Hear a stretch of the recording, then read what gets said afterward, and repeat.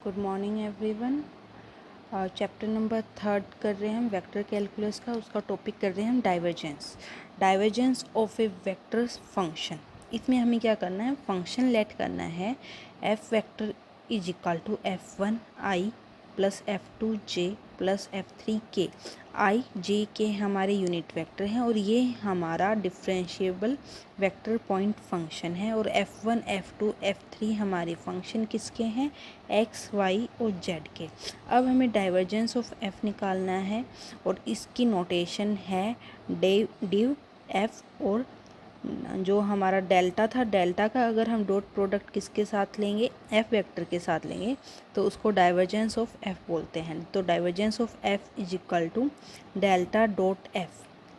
अब डेल्टा की हमें वैल्यू पता है, ये वैल्यू हमने पुट की i curl upon curl x, j curl upon curl y, k curl upon curl z। यहाँ पे हमने f की वैल्यू पुट की है f1i प्लस f2j प्लस में f3k हो गया। ठीक है, अब इसको लेके जाएंगे। यहाँ पे देखो हमें डिफ्रेंशिएशन किसके रिस्पेक्ट में करना है, x के रिस्पेक्ट में, y की और z की। और हमने डॉट प्रोडक्ट ले रखा है।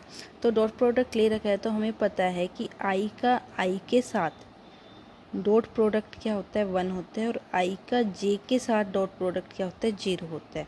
तो यहाँ पे क्या आएगा, इसका इसके साथ करेंगे, यहाँ पे f1 आ जाएगा। अगर i का हम f2 के साथ करेंगे तो i डॉट j क्या होगा, 0। तो ये क्वांटिटी 0 और ये भी 0।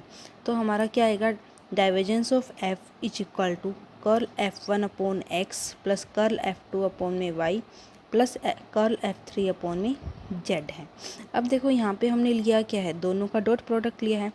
तो ये जो डाइवर्जेंस ऑफ वेक्टर हमारा क्या आएगा, एक स्केलर क्वांटिटी आएगी। और ग्रेडियंट हमने निकाला था वो हमारी क्या थी, वेक्टर क्वांटिटी थी। अगर वेक को हम सोलिनॉइडल कब बोलेंगे, अगर उसका डाइवर्जेंस क्या आ जाए, डाइवर्जेंस ऑफ f 0 आ जाए। सोलिनॉइडल का मतलब क्या है, एक स्प्रिंग चल रहा है हमारा, ठीक है, इसमें से हमारा करंट पास हो रहा है। ठीक है, अब नेक्स्ट टॉपिक है हमारा इसी में, प्रॉपर्टी ऑफ ए डाइवर्जेंस। जैसे कि डिफ्रेंशिएशन क्या होता है, हमारी लीनियर प्रॉपर्टी को सेटिस्फाई करते हैं, वैसे ही डाइवर्जेंस होगा। Divergence of the sum of two vectors point function is the sum of their divergence. इसका मतलब क्या है, दो फंक्शंस हमें दे रखे हैं, दो वेक्टर फंक्शन हैं, उनको पहले प्लस करें फिर डाइवर्जेंस निकालें, या पहले डाइवर्जेंस निकाल के दोनों का इंडिविजुअल फिर ऐड करेंगे तो दोनों क्या आएंगे, आपके इक्वल आएंगे। तो let f equal to f1i f2j f3k। g हमने क्या माना, g1i g2j g3k। ये हमने दो वेक्टर पॉइंट फंक्शन मान लिए। अब f1 प्लस f2 क्या होगा, i वाले कोऑर्डिनेट्स एक साथ, j वाले एक साथ और k वाले एक साथ। अब इसका हमें क्या लेना है, डाइवर्जेंस लेना है। तो ये ले लिया, तो i के साथ i, j वालों के साथ j वाले, k वाले के साथ k वाले।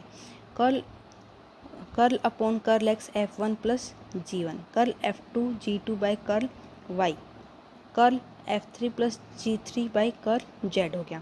ये पार्शियल डिफ्रेंशिएशन है और ये हमारा लीनियर होता है तो इनको हम अलग अलग कर देंगे।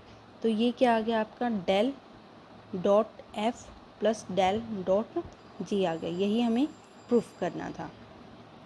नेक्स्ट क्या कहता है कि हमने क्या लिया, डेल डॉट फाई, ये हमने स्केलर फंक्शन लिया है, ये हमारा वेक्टर फंक्शन है।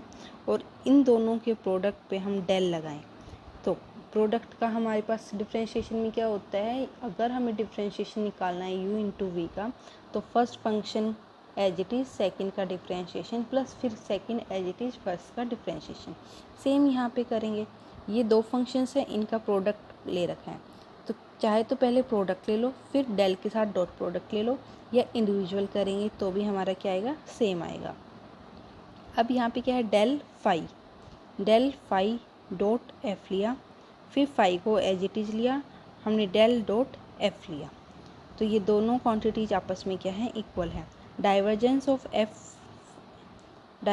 Of phi F is equal to gradient phi dot F plus में फाई डाइवर्जेंस ऑफ एफ। ये क्वांटिटीज हमारी क्या है, इक्वल हैं। तो सेम वैसे ही हमने एफ माना, f1i f2j f3k। अब यहाँ पे जो फाई है, यहाँ पे ये हमारा स्केलर है, इसका मल्टीप्लाई करेंगे 5f1i 5f2j 5f3k हो गया। अब इसका हमें क्या लेना है, डेल के साथ डॉट लेना है। डेल की ये वैल्यू होती है हमारी, इसका डॉट लिया, आई के साथ आई लेते हैं 1 आता है, आई के साथ जे लेंगे के, आई के साथ के लेंगे 0, तो ये फंक्शन यहाँ पे आ गया। फिर ये curl 5f2 by curl y plus में curly 5f3 by curly z आ गया। अब यहाँ पे हमने लगा दिया u into v, first function का differentiation, second as it is plus में, फिर first as it is second का डिफ्रेंशिएशन, फर्स्ट फंक्शन का डिफ्रेंशिएशन y के रिस्पेक्ट में, सेकंड फंक्शन हमारा एज इट इज है, प्लस में first function as it is second का डिफ्रेंशिएशन। ऐसे ही हमने क्या किया, first function as it is f3, first function का डिफ्रेंशिएशन किया f3 as it is, plus first function as it is f3 का डिफ्रेंशिएशन z के रिस्पेक्ट में कर दिया। अब हमने क्या किया, फाई वालों को एक साइड रख लिया और f वालों को एक साइड रख लिया। Curl phi by curl x f1 plus में curl phi by curl y f2 plus में curl phi by curl z f3। ऐसे इसमें से ये वाली क्वांटिटीज हमने सेम रख ली, तो फाई सब में कॉमन आ रहा है, तो हम सब में क्या निकाल लेंगे, बाहर निकाल लेंगे।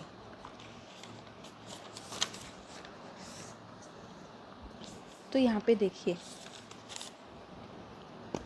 ये आ गया हमारा, यहाँ पे इनका डॉट प्रोडक्ट लिख दिया तो वही क्वांटिटी आएगी, और ये फाई हमने बाहर रख लिया, तो ये क्या आया, gradient of phi dot F plus में फाई डाइवर्जेंस ऑफ एफ, यही हमें प्रूफ करना था।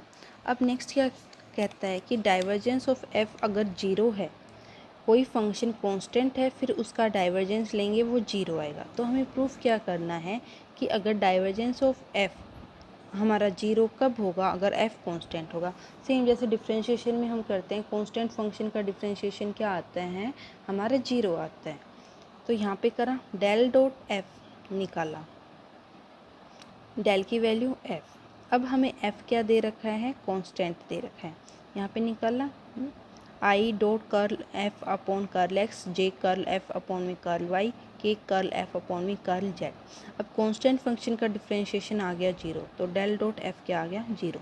लेकिन इसका कन्वर्स ट्रू नहीं है, जैसे कि हम डिफरेंशिएशन में कहते हैं कि कांस्टेंट है तो डिफरेंशिएशन 0, डिफरेंशिएशन 0 है तो कांस्टेंट, इसमें हमारा कन्वर्स ट्रू नहीं है। Converse of above theorem is not true. F लिया एक्स आई वाई जे माइनस में 2 जेड के, यहाँ पे हमने फॉर्मूला पुट किया, निकाला, तो ये आया 1 + 1 - 2 = 0।